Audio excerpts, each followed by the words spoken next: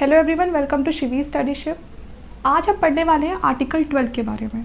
Already इससे पहले हम आर्टिकल 11 तक पढ़ चुके हैं। आर्टिकल 11 में मैंने आपको बताया था कि किस तरह से जो कॉन्स्टिट्यूशन है उसने पार्लियामेंट को एम्पावर किया है कि अगर सिटीजनशिप से रिलेटेड कोई भी रूल्स रेगुलेशन या किसी भी तरह की कोई अमेंडमेंट चेंजेस करने हैं तो वो जो सारी पावर है वो पार्लियामेंट के हाथ में है। उसके बाद हमने डिस्कस किए थे फंडामेंटल राइट्स। फंडामेंटल राइट्स में हमने देखा था वो हमारा पार्ट 3 में कंसिडर होता है और आर्टिकल 12 से लेकर 35 तक सारे हमारे फंडामेंटल राइट्स में काउंट होते हैं। आज सबसे पहले जो फंडामेंटल राइट्स हैं उसके जो हमने बताया मैंने आपको कि आर्टिकल 12 से 35 तक एक एक करके हम सारे आर्टिकल्स को देखेंगे। सबसे पहले आर्टिकल 12 जिसमें हमें स्टेट की डेफिनेशन बताई है। अब ये स्टेट है क्या, वो हमें पहले फंडामेंटल राइट्स से समझने से पहले हमें स्टेट को समझना होगा कि स्टेट क्या है, क्योंकि जो हमारे फंडामेंटल राइट्स अगर हमसे कोई छीन सकता है तो वो स्टेट ही है। तो इसलिए हमें समझना बहुत ज़रूरी है कि आखिर स्टेट है क्या, स्टेट के अंदर कौन कौन सी जो हमारी बॉडीज़ हैं वो आती हैं। तो सबसे पहले मैं आपको एक एग्जाम्पल से बताती हूँ। अगर आपको कोई आपका नेबर, ठीक है, आपको कोई फ्रेंड अरेस्ट कर लेता है तो वो किस में काउंट होगा, वो एक क्राइम में काउंट होगा। लेकिन अगर वही अरेस्ट आपको स्टेट कर लेती है, गवर्नमेंट कर लेती है, पुलिस कर लेती है, तो वो आपका किसी भी क्रिमिनल प्रोसीडिंग में काउंट नहीं होगा।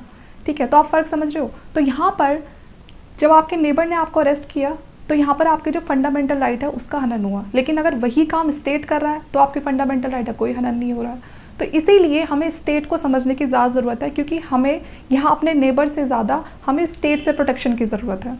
ठीक है, क्योंकि उसी के पास राइट है कि वो हमारे फंडामेंटल राइट्स को हमसे छीन सकता है। तो इसीलिए सबसे पहले आज हम इसमें जानेंगे कि स्टेट है क्या। यहाँ पर जो हमारा आर्टिकल 12 है वो क्या कहता है, in this part unless the context otherwise require the state. सबसे पहले हम जानेंगे व्हाट इज स्टेट। ठीक है ना, कि स्टेट क्या है। Include the government, parliament of India, जिसमें आपकी गवर्नमेंट आती है, पार्लियामेंट ऑफ इंडिया आती है, गवर्नमेंट आती है जो आपके स्टेट लेवल पर है। ठीक है, तो legislature of each of the state, और आपके सारे लोकल और जितनी भी जो अदर अथॉरिटीज़ हैं with in the territory of India, वो सभी हमारी किस में काउंट होती हैं, वो सारी हमारी स्टेट में काउंट होती है। अब यहाँ पर ये जो पूरी डेफिनेशन है ये वो है जो संविधान में लिखी हुई है। अभी मैं आपको इसे पूरे अच्छे से एक्सप्लेन करके बताऊंगी कि यहाँ पर जो हमारी गवर्नमेंट है, पार्लियामेंट ऑफ इंडिया है, उसका क्या काम है, स्टेट का क्या काम है, और जो दूसरी अथॉरिटीज़ हैं वो कौन कौन सी हैं। ओके, हमारा जो आर्टिकल 12 है उसको पूरी तरह से एक्सप्लेन करेंगे। ठीक है, सबसे पहले उसे बताया था कि गवर्नमेंट और पार्लियामेंट दोनों ही क्या होती है, हमारी स्टेट होती है। तो गवर्नमेंट और पार्लियामेंट ऑफ इंडिया, जिसमें हमारा एग्जीक्यूटिव और लेजिस्लेटिव ऑर्गन दोनों आता है यूनियन गवर्नमेंट का। ठीक है, जो एक लॉ बनाती है और दूसरी इम्प्लीमेंट कराती है, दोनों ही काउंट होंगे हमारे स्टेट में। सेकंड है government and legislature of state, जो स्टेट लेवल पे हमारी गवर्नमेंट होती है, ठीक है, और लेजिस्लेटिव असेंबली होती है, वो सभी भी हमारे स्टेट में काउंट होते हैं। जिसमें हमारी एग्जीक्यूटिव और लेजिस्लेटिव ऑर्गन दोनों काउंट होती है, जो स्टेट लेवल पर होती है। उसके बाद थर्ड में है all local and self governing authorities. ठीक है, जैसे कि उसके बाद फिर हमारी इसमें आ जाती है municipalities, panchayat, district board, improvement trust, ये सारी हमारी सेल्फ गवर्निंग अथॉरिटीज़ होती हैं जो हमारे स्टेट में काउंट होती हैं। अदर दूसरी जो और अदर अथॉरिटीज़ हैं उसमें हमारी काउंट होती हैं, जैसे कि ONGC हो गया, LIC हो गया, सेल हो गया। ठीक है, जितने भी हमारी स्टैट्यूटरी और नॉन स्टैट्यूटरी जो अथॉरिटीज़ होती हैं वो भी हमारी स्टेट में काउंट होती हैं। अब यहाँ पर बात ये है any body working as an instrument of state, के मतलब जो इस तरह की जो और दूसरी बॉडीज़ होती हैं जैसे कि प्राइवेट बॉडीज़ होती हैं, तो क्या वो भी हमारे स्टेट में काउंट होंगी।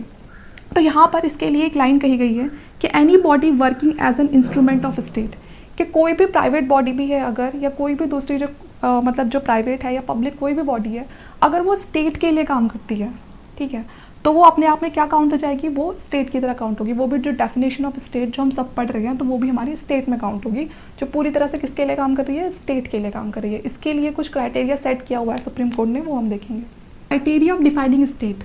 ठीक है, तो अब स्टेट को हम पूरी तरह से डिफाइन कैसे करेंगे, क्योंकि जो हमारी गवर्नमेंट है, लेजिस्लेचर है, वो तो हमें क्लियरली डिफाइन हो जाती है कि वो स्टेट के अंदर है। लेकिन जो दूसरी और बॉडीज़ हैं उन्हें हम कैसे डिफाइन करेंगे। The instrumentality of a state if, कि मतलब कोई भी बॉडी स्टेट तब मानी जाएगी अगर वो ये सारी कंडीशन को फुलफिल करेगी। ठीक है, तो पहली कंडीशन क्या है यहाँ पर, if entire share capital is owned by government, कि मतलब उसका जितना भी पूरा एंटायर शेयर कैपिटल है वो किसका है, वो गवर्नमेंट का है। अगर गवर्नमेंट उसको किसी भी तरह की कोई फाइनेंशियल एड, कोई भी उसे फाइनेंशियली हेल्प कर रही है, तो तभी भी वो स्टेट के अंदर काउंट होगी। कोई भी बॉडी जो कंट्रोल की जा रही है गवर्नमेंट के थ्रू, तो उसे भी हम स्टेट ही मानेंगे। परफॉर्म पब्लिक फंक्शन, कोई भी बॉडी जो हमारी पब्लिक जो फंक्शन है उनको परफॉर्म कर रही है तो वो भी स्टेट में काउंट होगी।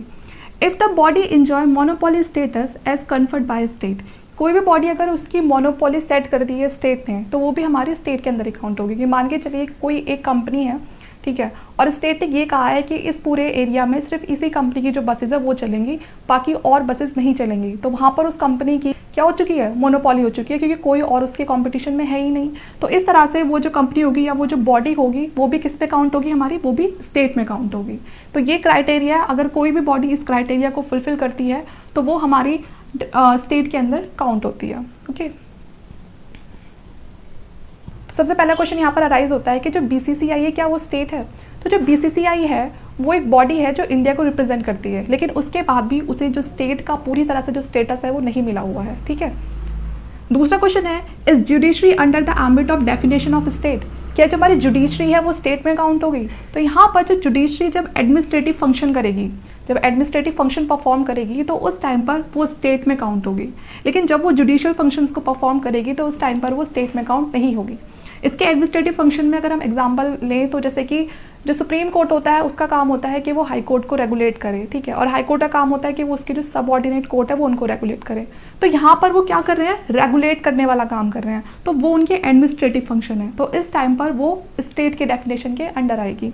लेकिन जब जुडिशियल फंक्शन परफॉर्म करेंगे तो वहाँ पर तो वो कोई ऐसा काम नहीं कर रहे हैं कि जो वो स्टेट को रेगुलेट करें, तो वहाँ पर तो क्या है, वो न्याय कर रहे हैं एक तरह से, तो उस केस में वो स्टेट की कैटेगरी पे नहीं आएगी।